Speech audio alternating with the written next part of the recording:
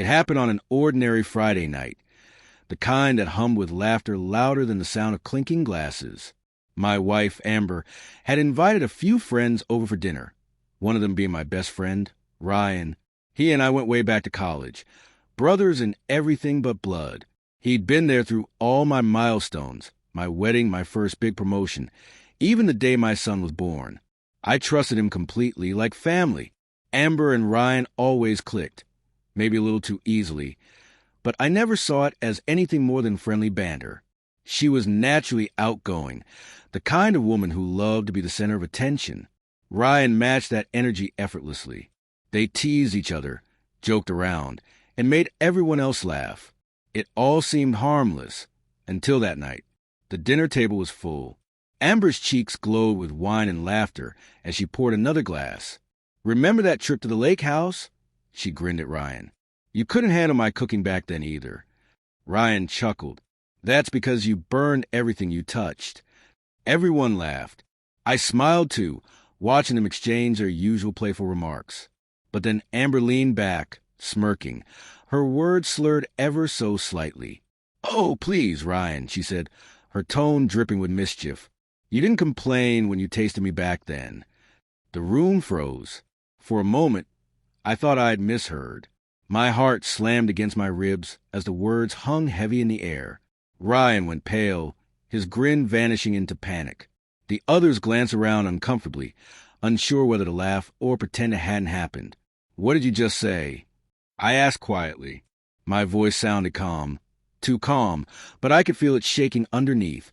Amber blinked, her expression shifting from amusement to horror. "Oh my God, I was joking. I didn't mean it's not what it sounded like." Ryan jumped in immediately, stumbling over his words. "Dude, she's just messing around. You know how she gets." But I wasn't listening. Everything around me blurred. The chatter, the clinking of glasses, the awkward shifting in chairs. I just stared at her, at the way her hand trembled as she set down her wine glass. "A joke," she said. But jokes come from somewhere, memories, thoughts. Truths dressed up as humor. I excused myself quietly, walked into the kitchen, and gripped the counter to steady my shaking hands. Her words replayed in my head, over and over. "You didn't complain when you tasted me." And in that instant, a decade of friendship, and maybe my marriage cracked open. I stayed there for a long minute, trying to breathe, trying to keep my hands from shaking. The laughter from the dining room sounded distant now, muffled and unreal, like it belonged to someone else's life. Then I heard the soft click of the kitchen door. Amber stepped in, her face pale, eyes wide with panic. "Mark, I didn't mean it. It was a stupid joke, okay? Please don't overreact." I didn't answer at first. I just looked at her, really looked at her, the flush in her cheeks, the nervous tremor in her hands, the forced smile, and underneath it all, the truth she hadn't yet said out loud.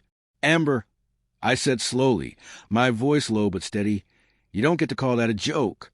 Not with those words. Not about him. Not about us." She swallowed hard. "I swear, Mark, I didn't mean it. I was just being silly." "Funny," I muttered, "because it doesn't feel silly to me. Feels like a line was crossed, and you've always known exactly where that line was." Tears welled in her eyes as she stepped closer. "Please, just calm down. Let's not make this a big deal in front of everyone." I shook my head. "No, it is a big deal. It's not about them. It's about you, about what you're thinking, what you're feeling. Because that sentence told me everything I needed to know." Her breath hitched. "Mark, don't." I cut in, my voice rising. "I don't want excuses. I want the truth.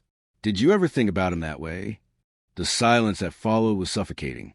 Even the faint chatter from the dining room faded. She opened her mouth, then closed it again, then, barely a whisper, I don't know. I didn't mean to. It was just stupid." I stepped back, my chest tightening. Betrayal doesn't always come in the form of touch. Sometimes it hides in words, in jokes that aren't really jokes at all. The laughter outside had died completely. The air felt thick, heavy, charged with something unspoken. I realized in that moment that the foundation I had built my life on, trust in my wife and my best friend, had fractured beyond repair.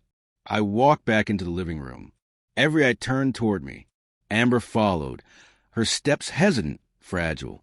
The guests sat in uneasy silence, unsure whether to stay or leave. I turned to Ryan first. His face was ghostly pale, guilt written across every line. "Don't," I said, holding up a hand. "Not a word." Then I looked at Amber. "You need to understand something," I said evenly. "Words have power. And when you joke about something like that, about him, about us, about loyalty, you cross a line you can't uncross." "Mark, I swear it was nothing," she pleaded. "Please don't throw everything away over one stupid comment." I took a slow breath, forcing myself to stay calm. "A joke," I repeated softly. "But joke only lands if it doesn't hurt someone, if it doesn't betray trust. You did both, and that wasn't by accident." The guests began gathering their things quietly, glancing nervously between us. I barely noticed. This moment wasn't for them. It was for us, for the truth. Amber's voice broke. "I didn't. You think I haven't noticed?" I said, my voice trembling with disbelief.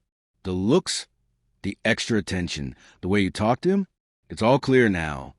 Ryan dropped his gaze to the floor, saying nothing. I turned back to Amber, my chest hollow. "You need to figure out what this means for you and for us, because trust doesn't come back with an apology. It's earned, and right now it's gone." She collapsed into a chair, tears spilling freely. "Mark, please." "Save it," I said quietly. "I need space. We'll talk later. And when we do, I want the truth.